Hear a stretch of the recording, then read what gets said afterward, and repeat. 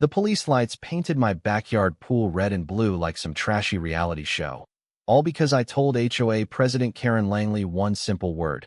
No, one polite refusal to let her snoop around my family's 50-year-old pool, and suddenly 2 cops were standing on my porch like I'd robbed a bank.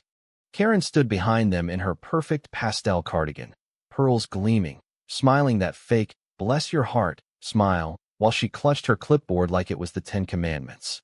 "Tyler, dear," she cooed in that syrupy voice that could rot teeth. "The bylaws are crystal clear. Every pool must be inspected quarterly for safety and community harmony. It's for the children." I leaned against the doorframe, iced tea still in my hand, trying not to laugh at how ridiculous this had become in 30 seconds. "Karen, with all due respect, my pool is on my property, my kids swim in it on weekends, and unless you've got a warrant signed by an actual judge, you're not dipping a single toe in my water." The older cop shifted uncomfortably, already looking like he'd rather be anywhere else. "Ma'am, this is a civil matter. We can't force entry." Karen's smile twitched, just a microsecond crack, but she recovered instantly. "Officer, he's violating community standards. I have the authority." She actually waved her little HOA badge like it was a police shield. That was the moment I knew the war had started. I'd moved back into my grandparents' house 6 months ago after the divorce, hoping for peace. The place was my sanctuary. Oak trees my grandpa planted, the pool he built with his own hands, the same one where my mom taught me to swim. But Karen Langley had other plans. She'd been running this cul-de-sac like her personal kingdom for 8 years, fining people for grass half an inch too long, banning flags on non-approved days, and once slapping a $500 fine on old Mrs. Henderson because her Christmas lights were too festive. I kept my head down after the divorce rumors she helped spread, that poor Tyler can't even keep a marriage together, probably a bad influence on the block. I stayed quiet, mowed on schedule, smiled at block parties. But today she'd pushed the wrong quiet guy. By sunset the cops had left with a warning, but Karen wasn't done. She sent the first certified letter before I'd even finished my dinner. Failure to comply will result in daily fines of $250 and possible lien on your property. I sat at my grandparents' old kitchen table, rereading the legalese, and something clicked. This wasn't about safety. This was about control. And people like Karen only lose control when someone shines a light where it hurts.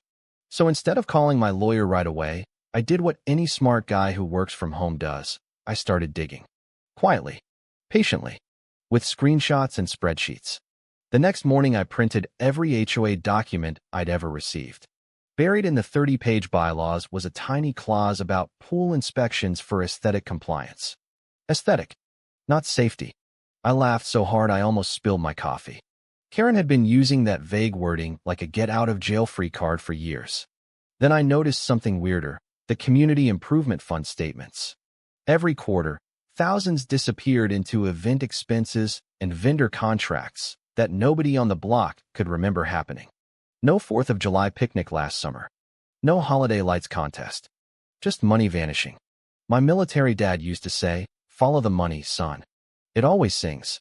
So I followed. By the end of the week, I had a folder labeled Karen's Greatest Hits. Anonymous emails started going out to neighbors I trusted. Nothing traceable, just gentle questions like, "Hey, did we actually have a $3,800 neighborhood beautification seminar last March? I must have missed it." Replies trickled in. People were scared, but they were angry. Mrs. Henderson wrote back at 2 a.m. "Tyler, she fined me $750 because my mailbox was not the approved shade of beige. I paid it because I'm 78 and tired of fighting." Greg from 2 doors down sent photos of his own fines. $1,200 for excessive holiday spirit when he left lights up until January 6th. The pattern was everywhere. Karen wasn't enforcing rules. She was running a shakedown. And then the retaliation started. My mailbox filled with daily violation notices. Pool cover not HOA approved blue. Lawn debris visible from street, 1 leaf. Mailbox flag in incorrect position. Each one $250.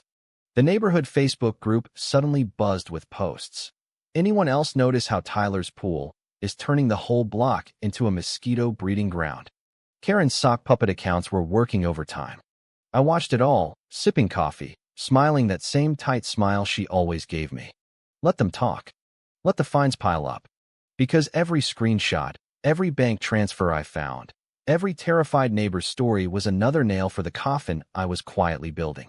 3 weeks later, the fines hit $8,700, and Karen's smile at the mailbox had turned into open glee. She actually waved at me one morning while I was collecting the latest certified letter. "Morning, Tyler. Hope you're enjoying the beautiful weather and remembering to stay compliant." Her voice dripped honey so thick it could clog arteries. I waved back with the envelope. "Morning, Karen. Loving it. By the way, did the community ever get that $4,200 safety seminar you billed us for in February? My calendar must be broken because nobody remembers it." Her face did that thing, the pearl-clutching freeze, before she recovered with a laugh that sounded like a rusty gate. "Oh, Tyler, always joking. The board approved everything. You really should attend the next meeting. We miss your input." I did attend. Sat in the back row of the community center with my laptop open, recording everything legally allowed. Karen stood at the podium in her power pastel, going on about protecting property values for the children, while the same 5 loyal minions nodded like bobbleheads.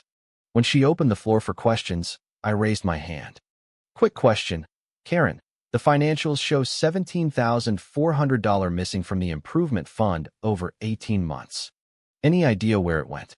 Asking for the children, of course. Dead silence. Her smile locked in place like cheap Botox. "That's an internal matter, Tyler." Next question. But the room had shifted. People were looking at each other. Whispers started. I just smiled, closed my laptop, and left. The next day, the harassment went nuclear. A routine safety inspection team showed up unannounced. 2 guys Karen had hired, no credentials, trying to climb my fence.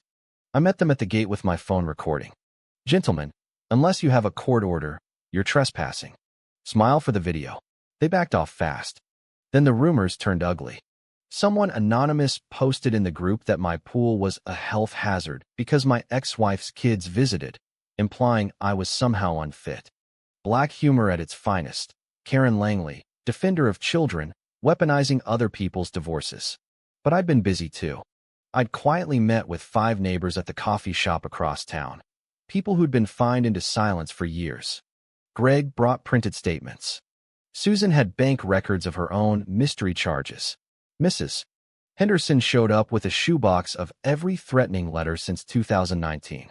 We compared notes like conspiracy theorists, except we had receipts.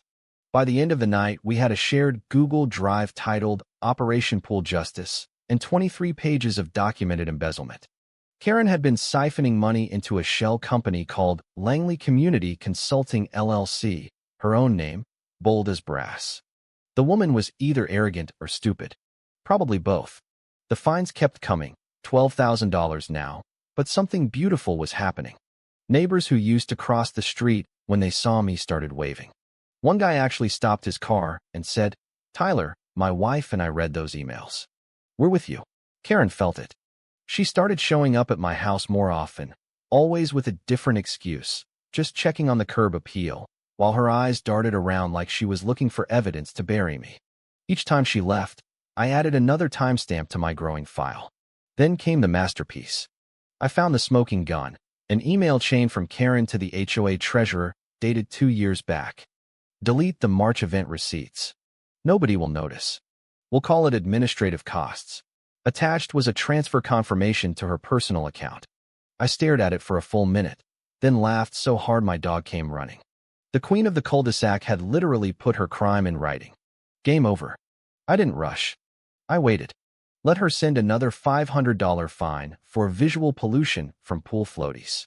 Let her post another passive-aggressive neighborhood update about certain residents who refused to cooperate for the greater good. Every day she dug her hole deeper, and every day I added another layer of evidence. The tension was delicious, that slow-burn satisfaction of watching someone build their own gallows while they think they're winning. Karen Langley, master of the neighborhood, was about to learn what happens when the quiet guy stops being quiet. Community meeting night arrived like a heavyweight fight. The center was packed. Even people who never came showed up. Karen stood at the podium in full armor, navy blazer, American flag pin, that same condescending smile. She opened with her usual sermon about unity and rules and thinking of the children. Then she saw me in the front row with my lawyer and a USB drive, and the smile faltered for the first time in public. I stood up before she could shut the floor. Before we vote on next year's budget, I have a few slides. I plugged in the drive. The projector lit up with the first image, Karen's email in 48-point font. The room went graveyard silent. Slide after slide, transfers, fake invoices, terrified neighbor testimonies. Every $250 fine she'd slapped on people for breathing wrong. I didn't raise my voice once. This isn't about my pool, folks. It's about 8 years of one woman treating our homes like her personal ATM. She called the cops on me for saying no to an illegal inspection. She spread rumors about my family. She fined a 78-year-old widow for a mailbox shade. And she stole from every single one of you. Karen tried the classic move. Tears, and how dare you attack a woman who only wants what's best. Her voice cracked on cue. This is character assassination. I have given everything to this community. Greg stood up. You gave my $1,200 to your consulting company, Karen. Susan followed. You threatened to lien my house over holiday lights. Mrs. Henderson, God bless her, walked to the front with her shoebox. I kept every letter, dear. The board might want to see them. The board members looked like they'd been slapped. One by one they turned on her. The vote to remove Karen as president passed 47-3. She stood there, pearls trembling, face the color of old oatmeal, while the room actually applauded.